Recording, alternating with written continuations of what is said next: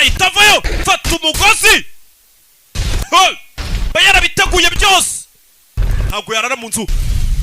tateguye injirano agent 47 rebe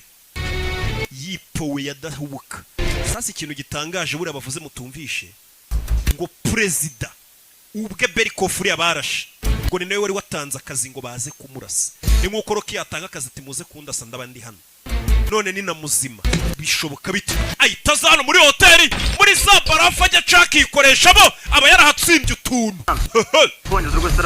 bari kuvuga ikirusiya duca kurgira ariko buriya niko bavuze tu turumwicanyi